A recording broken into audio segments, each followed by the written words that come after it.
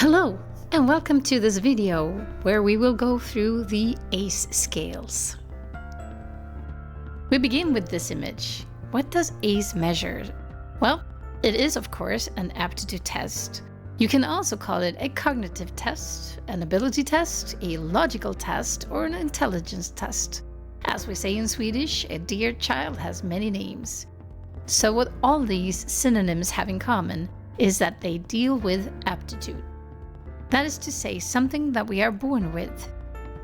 This is not an acquired knowledge or a skill that we use, but rather what I often refer to as the trailer, meaning the capacity that forms the foundation on which we can build skills and knowledge.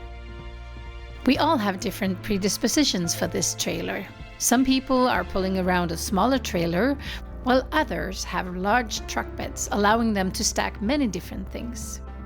This cognitive ability remains relatively constant over time until we reach a certain age when our brains tend to face more challenges. But, as I said, for a long part of one's life, cognitive ability remains quite stable. Moving on, it is the so-called G-factor theory that is underlying ACE. It has been researched for over 100 years, and to put it simply, it measures logical analytical ability, or general mental ability, which is shortened to G, as in the G-factor theory. It also tells us that we can measure this using different types of questions, and these questions vary in their strength in measuring G. We have spatial ability, numerical ability, and verbal ability, and they measure G in that exact order. Spatial ability is better at capturing G than numerical, and numerical is better than verbal. As you probably know by now, we refer to these three as our subscales in ACE.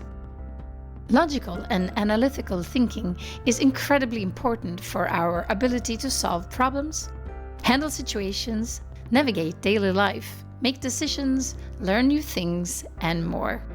In ACE, we have a structure that makes the test adaptive, which means that the test adjusts based on the test taker's performance.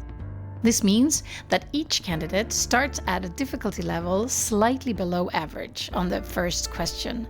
If they answer correctly, they get a more difficult question. If they answer that correctly, they get an even harder one until they make a mistake, at which point they receive a slightly easier question. If they then get that one right, it gets harder again. The test continuously tries to gauge the candidate's maximum capacity. That's why we can say we measure the maximum performance level. It's important to communicate this to the test taker though, because it also means that the candidate's experience with ACE will generally be that the test feels difficult.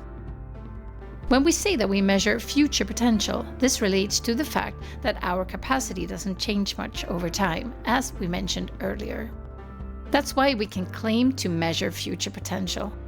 Logical tests are actually the only method in recruitment that can reliably predict something about the future. Other methods, like a resume or an interview, only look at what we have done before, or current abilities, like in a case study.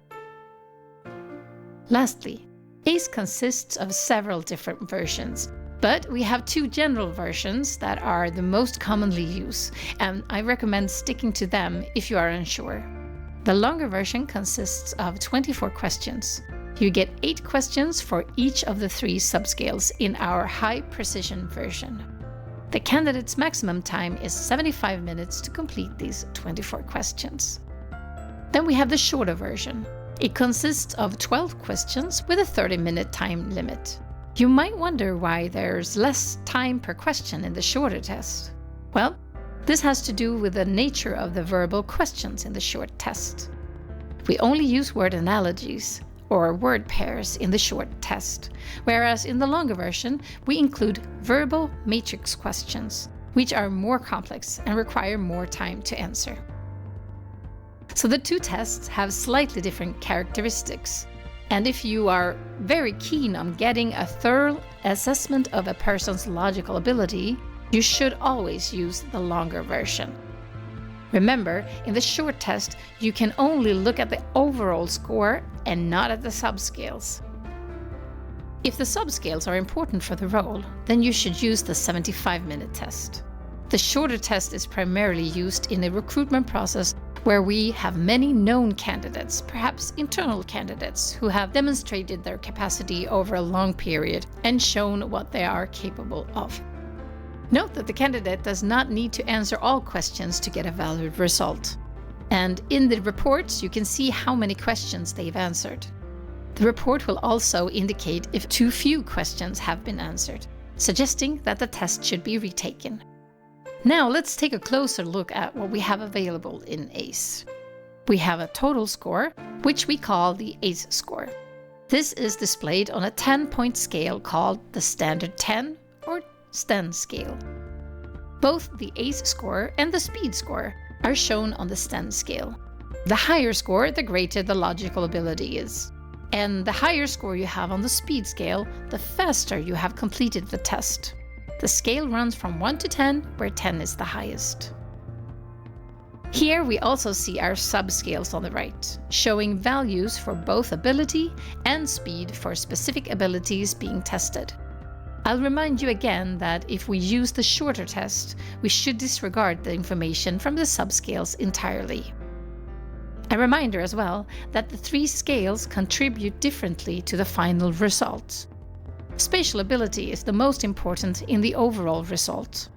It carries the most weight and has the highest impact on the result. Next comes numerical ability, and lastly, verbal ability. And I will also remind you that the SPEED score a person receives is in comparison to others who have the same ACE score. So it's not a general speed comparison against all test takers, but only against those with the same ACE score. That's all for this session. If you want to learn more about ACE, we have our user site, which I highly recommend. There you can find all kinds of valuable information.